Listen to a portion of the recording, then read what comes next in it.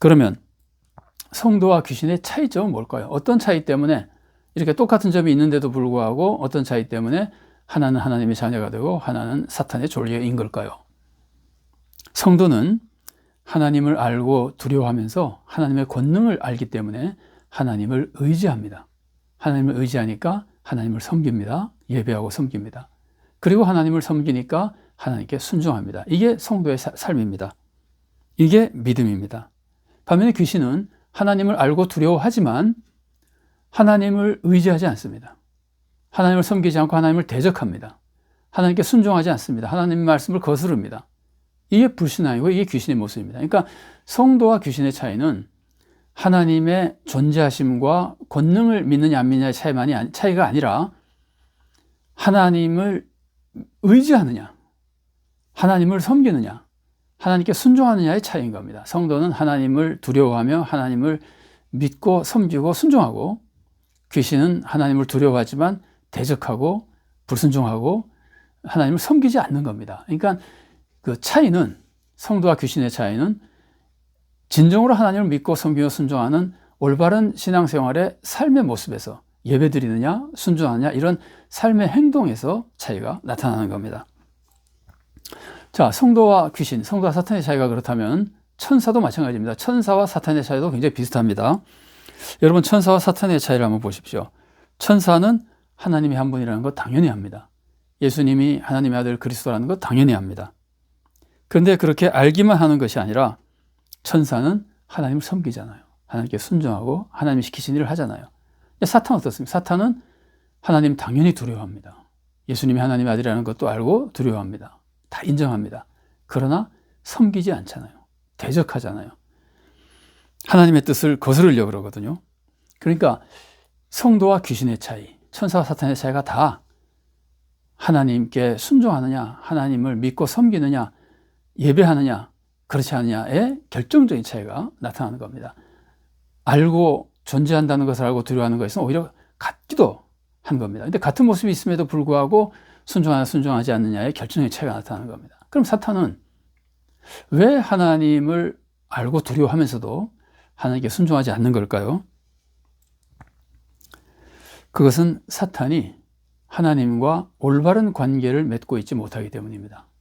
하나님과 자신과의 관계를 바르게 알지 못하고 있기 때문입니다. 달리 말하면 하나님과 사탄의 관계는 사랑의 관계가 아니기 때문입니다. 사탄은 하나님을 두려워합니다. 그런데 하나님과 사랑의 관계가 아니고 올바른 관계가 아니고 하나님과 나의 관계가 어떤지를 잘 모르고 있기 때문에 두려워하면서도 자꾸 대적하는 겁니다. 여기서 우리가 관계 중요성에서 생각해 볼 수 있는데, 여러분, 아는 것과 진정한 관계를 가지고 아는 것과 좀 다르죠.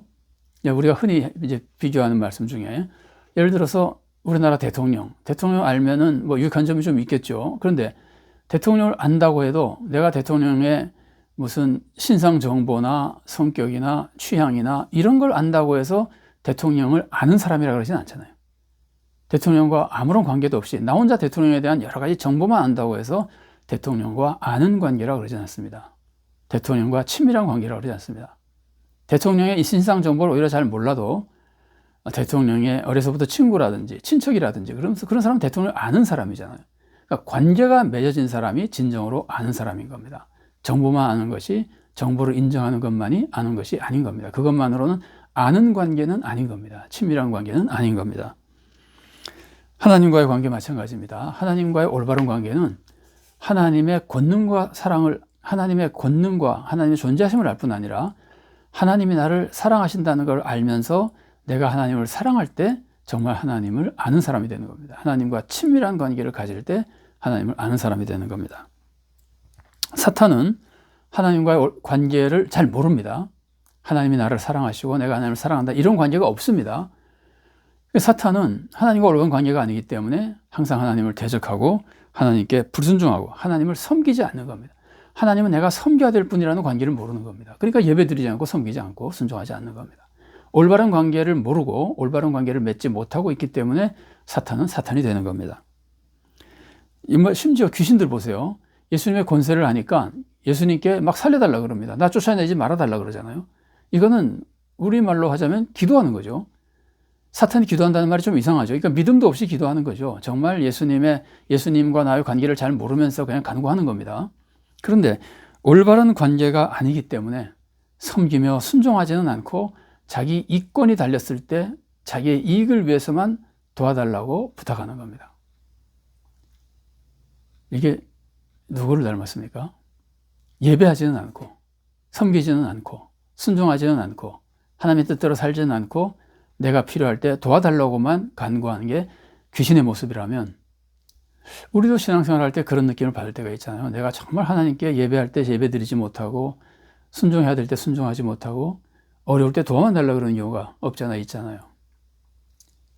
그러면 만일 우리가 정말 예배를 제대로 드리지 않고 하나님께 순종하지 않고 도와달라고 어려울 때 기도만 자꾸 한다면 사실 뭐 그렇게 부족한 상태에서도 기도하는 게 믿음이긴 합니다. 그러나 만일 우리가 근본적으로 우리의 마음에 하나님을 섬길 마음 전혀 없이 이용해 먹으려고 도와달라고만 그런다면 그것은 귀신과 같은 사탄의 졸개와 같은 모습이 되어버리는 겁니다. 그러니까 이 올바른 삶의 자세, 하나님을 사랑하고 섬기며 순종하는 마음의 자세가 또 실제로 그렇게 살아가는 것이 믿음에 있어서 얼마나 중요한 것인지 우리가 알 수 있는 겁니다. 그러니까 우리가 성경 공부를 할 때 하나님에 대한 지식만 생겨서는 안 됩니다. 성경 공부는 하나님에 대한 지식만 늘어나는 것이 아닙니다. 성경 공부는 하나님과 나와의 관계를 바로 알고 실제로 관계를 바르게 세워나가는 겁니다. 하나님을 알면 알수록 하나님을 더 사랑하게 되고 하나님을 알면 알수록 하나님을 더 높이고 섬기게 되고 하나님을 알면 알수록 하나님께 더 순종하는 삶을 살아나가는 것.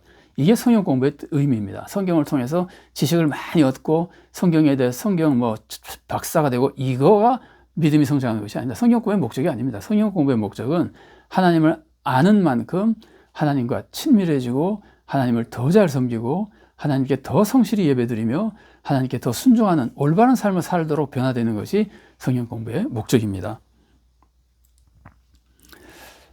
자, 우리는 이제 성도의 모습을 한번 좀 정리해 보면은 성도는 하나님이 계신다는 것을 압니다. 그리고 하나님의 권세를 압니다. 그리고 하나님이 나를 사랑하신다는 것을 압니다. 하나님이 나를 사랑하신다는 것을 알기 때문에 또 하나님이 나에게 주시는 것이 다 은혜라는 것을 알기 때문에 하나님께 감사하고 하나님을 사랑하게 되는 겁니다. 성도의 모습은 하나님의 권세를 알고 하나님이 나를 사랑한다는 걸 알기 때문에 하나님을 의지합니다. 이게 믿음이죠. 하나님을 의지합니다. 의지하는 만큼 하나님께 순종하게 되고 하나님이 나를 사랑한다는 것을 알고 감사하는 만큼 하나님을 사랑하며 섬기게 되는 겁니다. 성도의 삶은 하나님을 바르게 알고 실제로 행동으로 다 나타나는 겁니다. 마음으로 하나님과 친밀해지고 행동으로 다 하나님이 기뻐하시는 삶을 살아나가는 겁니다. 이게 올바른 믿음의 참된 성도고, 그러니까 이런 믿음이 이렇게 하나님을 섬기고 행동으로, 삶으로 자꾸 나타나는, 행함으로 자꾸 나타나는 것이 산 믿음인 겁니다.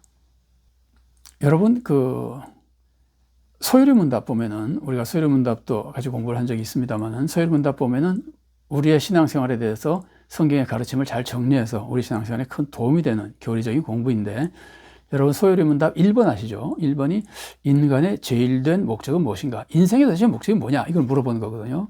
그 소요리 문답에서 문제가 그거 답이 뭐냐면은 하나님을 영화롭게 하고 영원토록 그를 즐거워하는 것입니다. 이렇거든요. 그러니까 소요리 문답에 보면 인생의 목적이 뭐라고 가르치느냐면은 구별하면 두 가지입니다. 첫 번째는 하나님을 영화롭게 하는 것이고 두 번째는 하나님을 즐거워하는 겁니다. 물론 이 두 가지가 다 하나죠. 한 믿음에서 나오는 거죠. 근데 하나님을 즐거워한다는 게 뭡니까? 하나님을 즐거워하는 것은 내가 하나님을 정말 사랑하며 하나님과 친밀한 교제 속에 사는 것을 의미하는 겁니다. 그러니까 하나님과 올바른 관계를 가지는 것이 올바른 믿음이고, 올바른 관계 때문에 예배하고 순종하는 삶을 살아가는 겁니다.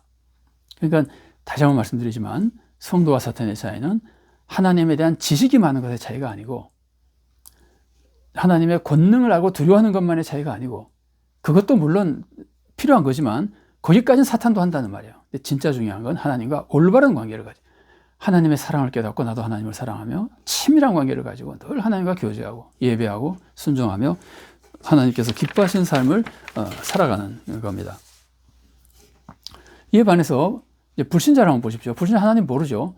사탄은 하나님을 알고 반역하지만 불신자 하나님 아예 모르죠. 하나님을 모르는 상태에서 물론 하나님과 올바른 관계가 될 수가 없습니다. 하나님을 섬길 수도 없고 하나님의 뜻대로 살 수도 없습니다. 불신자는 하나님을 모르기 때문에 믿지도 않고 섬기지도 않고 순종하지도 않습니다. 헌신하지 않습니다. 그럼 우리가 여기서 굉장히 무서운 사실을 하나 생각해 볼 수 있습니다. 그게 뭐냐면은 성도는 하나님을 알잖아요. 불신자는 하나님을 모르잖아요. 사탄은 하나님을 알잖아요. 하나님을 안다는 점에 있어서는 성도가 불신자보다 사탄을 조금 더 닮았습니다. 그런데 하나님을 섬기고 순종하는 것에 대해서는 불신자는 하나님을 섬기지 않고 순종하지 않습니다. 사탄도 하나님을 섬기지 않고 순종하지 않습니다. 그러나 성도는 하나님을 섬기고 순종합니다.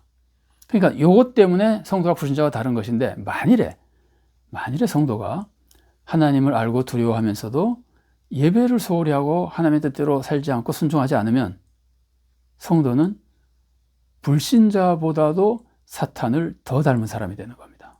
사탄은 알면서 불순종하죠. 불신자는 모르면서 불순종하죠. 성도는 압니다. 아는데 만일 불순종하면 불신자보다도 오히려 사탄을 더 닮은 사람이 되는 겁니다. 올바른 삶, 순종의 삶, 예배의 삶이 우리 신앙에서 얼마나 중요한지 우리들이 가르쳐주는 겁니다. 그것이 없으면 오히려 사탄을 닮아가는 사람이 되어버리는 겁니다.